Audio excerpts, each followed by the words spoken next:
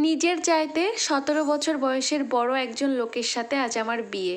বিয়ে বলাটা ভুল হবে, বলতে হবে তারা আমাকে কিনে নিচ্ছে, আর তার বিনিময়ে আমার বাবাকে আর আমার সৎ মাকে 20 লক্ষ টাকা দিচ্ছে। ভাবা যায় আমার দাম নাকি এত টাকা। হঠাৎ করেই সৎ মা ধমক দিয়ে বলে উঠল, কি রে, এখনো বসে আছিস কেন?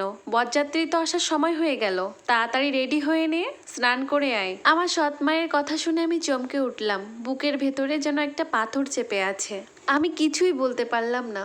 চোখের কোণে জল জমে উঠল। আমার সৎ মা সেটা দেখলোও না, একবার দেখার চেষ্টাও করলো না। হয়তো এখানে আজ আমার নিজের মা থাকলে তিনি এই কাজটা আমার সাথে হতেই দিতেন না। খুব ছোটবেলায় আমার মা মারা যায়। মা মারা যাওয়ার পর আমার বাবা দ্বিতীয় বিয়ে করেন। মায়ের আদর আমি কখনো পাইনি, আর সৎ মায়ের ভালোবাসা, এটাকে তো কখনো ভালোবাসাই বলে না। চোখ মুছে আশেপাশে আমার বাবাকে খুঁজতেছিলাম। হয়তোবা তিনি এখন অনেক ব্যস্ত, তার হয়তো আজ আর কিছুই করার নেই। আমিও আর কিছুই বললাম না। আমার বিনিময়ে হলেও তারা একটু ভালো থাকুক। আমার বয়স খুব বেশি না, ক্লাস 7-এ পড়ি।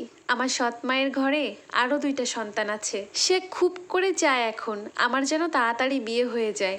আমি স্নান সেরে এসে দেখি স্বর্ণ গহনা, অর্নামেন্ট, শাড়ি, আরও কত কিছু। আচ্ছা, লোকটা কি অনেক ধনী? তাহলে আমার মতো মেয়েকে কেন বিয়ে করবে? যার এত টাকা তার তো মেয়ের অভাব হওয়ার কথা না। হঠাৎ বাইরে থেকে হইচই শোনা গেল। মনে হয় বরযাত্রী চলে এসেছে। তখন আমার বুকের ভেতরটা কেঁপে উঠল। এখন আমাকে বউ সাজতে হবে, কিন্তু আমার মনে হচ্ছে আজ আমার শরীরে কোনো শক্তিই নাই, সব কিছু যেন উবে গেছে। আমি বাবার ঘরের দিকে এক পলক তাকালাম। যে আমার আজ ভরসা হওয়ার কথা ছিল, তিনি আজ আমাকে বিক্রি করে দিচ্ছে 20 লাখ টাকার বিনিময়ে। বাবার চোখে কোনো মায়া নেই, দয়া নেই, আছে শুধু স্বার্থ। তিনি যেন আজকে মনে মনে হিসাব করছেন ওই টাকাগুলো দিয়ে তিনি কি করবেন।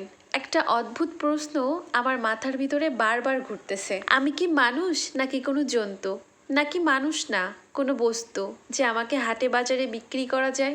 আশেপাশে সবাই বলা বলি করছে। বলতে হবে প্রিয়ার ভাগ্য খুবই ভালো, নয়তো শহরের এত বড় ব্যবসায়ী ছেলে। আবার শুনছিলাম ছেলের বাবা নাকি এমপিও আছিল। আবার আরও একজন বলে উঠল, আরে বিয়ে করবে নাই বা কেন? ছেলের নাকি এর আগেও একটা বিয়ে ছিল, তাছাড়া বয়সও অনেক বেশি। আর আমাদের প্রিয়া, ওকে দেখ, ও কি কম সুন্দর দেখতে? আমাদের এলাকার সবচেয়ে সুন্দরী মেয়ে। এক একজনের মুখে এক এক রকম কথা শুনতে শুনতে খবর চলে এলো এখনই নাকি বিয়ে হবে। একবার মনে হলো যে পালিয়ে যাই, কিন্তু যাব কোথায়? আমার তো যাবার কোনো জায়গা নেই, আর আমার সৎ মায়ের ভয়ে দরজা পেরোনো অসম্ভব। আয়নার সামনে লাল বেনারসি পরে বসে আছি, আর লাল ওড়নাটা মাথায় চাপিয়ে দিল আমার সৎ মা।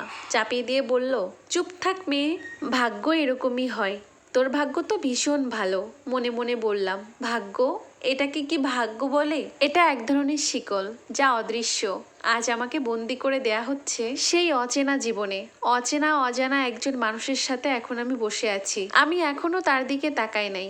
পাশে একজন ফিসফিস করে বলে উঠল, তোর জামাইকে তো দেখা যায় বুড়া না, 35 বছর বয়স। দেখলে তো বোঝাই যায় না, মনে হইতেছে 25 বছর বয়স। আমি মাথা নিচু করে রইলাম। বিয়ে পড়ানো শুরু হলো।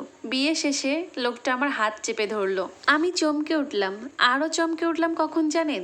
যখন দেখলাম লোকটা কাউকে কিছু না বলে আমার হাতটা ধরে টানতে টানতে নিয়ে চলে গেল, আর বলল, অনেক নিয়ম পালন হয়েছে, আর কোনো নিয়মের দরকার নেই। ও আমার বউ হয়ে গেছে। এখন কোনো খাওয়া দাওয়া হবে না, আপনারা অনেক নিয়ম পালন করছেন। এক বাক্যে এই কথাগুলো বলে সে আমাকে টেনে নিয়ে গাড়ির ভিতরে বসিয়ে দিল। বিয়ের মজলিসের সব মানুষ নির্বাক হয়ে তাকিয়ে আছে লোকটার দিকে। আমার বাবা মাও ভয়ে কিছু বলতে পারলো না। আসলেই কি লোকটা পাগল? আমি কি কোনো পাগলের কাছে এসে পড়েছি? নাকি বড় লোকদের মেজাজ এরকম গরম হয়? বড় লোকদের সাথে কখনো ওঠা বসা হয়নি, তাই ঠিক বুঝতে পারলাম না। বরযাত্রীর কেউ ও বাড়িতে এক গ্লাস জল পর্যন্ত খেলো না। সবাই আমাকে নিয়ে রওনা হলো। আমি আমার শ্বশুর বাড়িতে চলে আসলাম। এসে যা দেখতে পেলাম, এ তো শ্বশুর বাড়ি না, এ যেন একটা রাজপ্রাসাদ। এরকম বাড়িতে এর আগে কখনো আমার আসা হয়নি। জানতে পারলাম আমার শাশুড়ি নেই, তিনি নাকি গত হয়েছেন। থাকার ভিতরে আছে শুধু আমার শ্বশুর আর একজন ননদ, তারও বিয়ে হয়ে গেছে। মোটামুটি তারা সবাই আমার সাথে খুব ভালো ব্যবহার করলো।